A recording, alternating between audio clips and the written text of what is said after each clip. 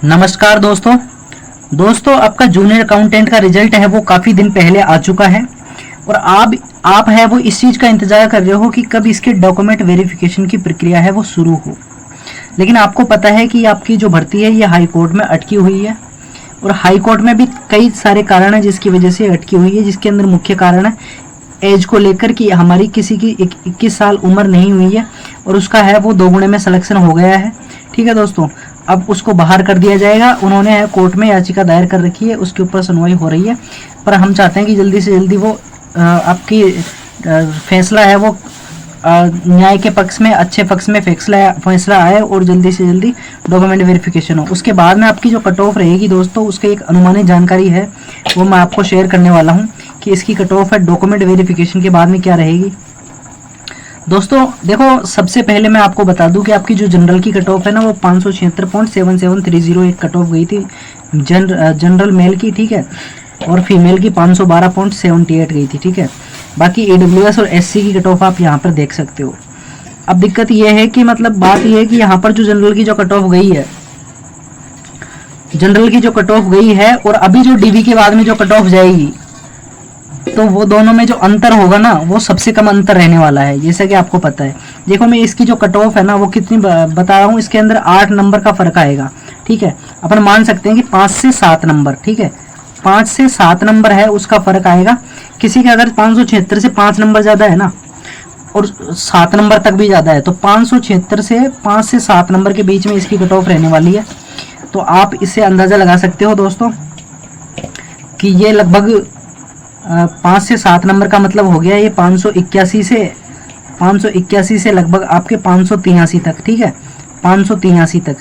तो 583 तक आपकी ये वो फाइनल की कट ऑफ रहने वाली है, लगभग 5 से 7 नंबर कट ऑफ टूटेगी।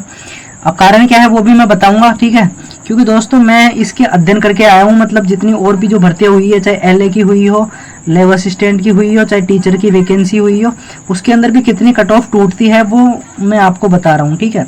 और आपके जो लैब असिस्टेंट है उसके अंदर तो काफ़ी कट ऑफ टूटी थी और यहाँ पर भी वैसे वैकेंसी बहुत ज़्यादा है, तो इसके लिए यहाँ पर भी कट ऑफ टूटने के मायने बहुत ज़्यादा है।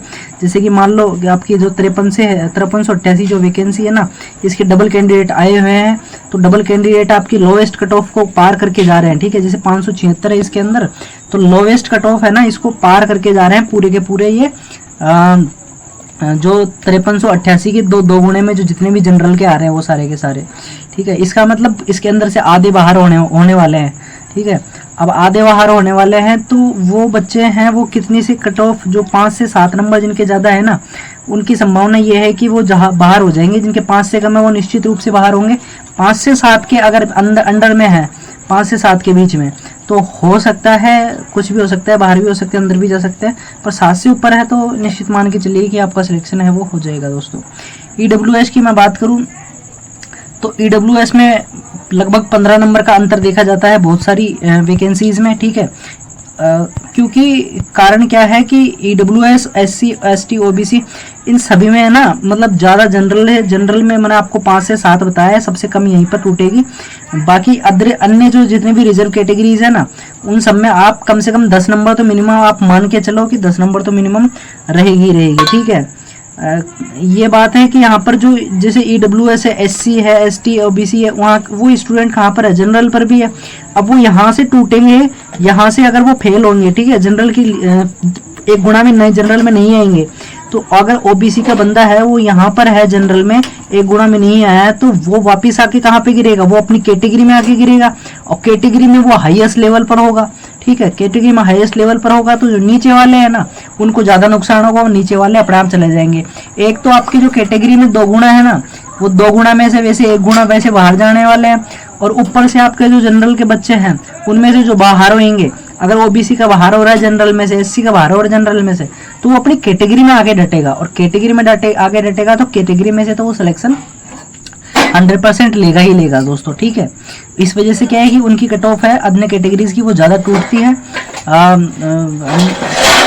अब कारण मैं आपको बताता हूँ इसके अंदर कितनी क्या कट ऑफ, मैंने 5 से 7 आपको इसकी बता दी है, ठीक है। EWS की मैं बात करूँ तो EWS के अंदर भी लगभग आपके 10 से 12 नंबर आपके है वो कट ऑफ है वो EWS में भी है वो रहने वाली है, ठीक है दोस्तों।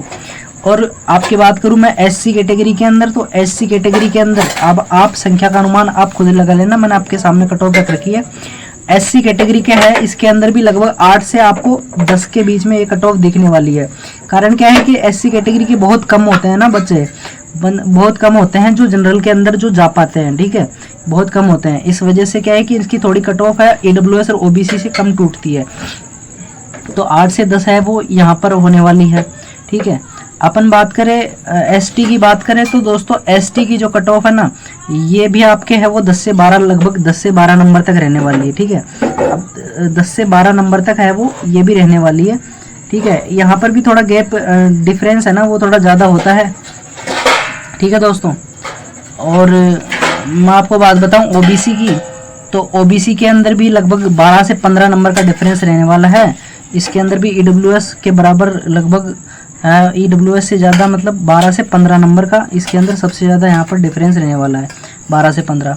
अपन बात करें एमबीसी की, तो एमबीसी के अंदर भी लगभग आपके 12 से 15 नंबर का आपका यहाँ पर है वो डिफरेंस रहने वाला है दोस्तों, ठीक है।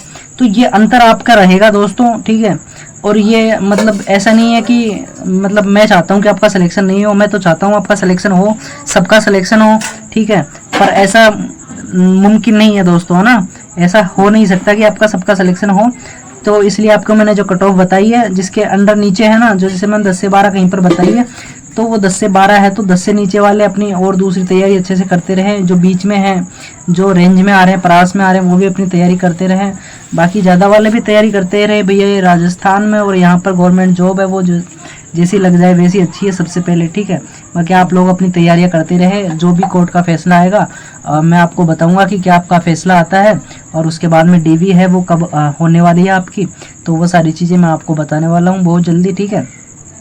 तो आप चैनल को सब्सक्राइब कर लेना, और मिलते हैं किसी दूसरी वीडियो में। अगर आपके पास कोई जानकारी आपको कुछ पूछनी है तो आप कमेंट बॉक्स में पूछ सकते हैं दोस्तों, ठीक है।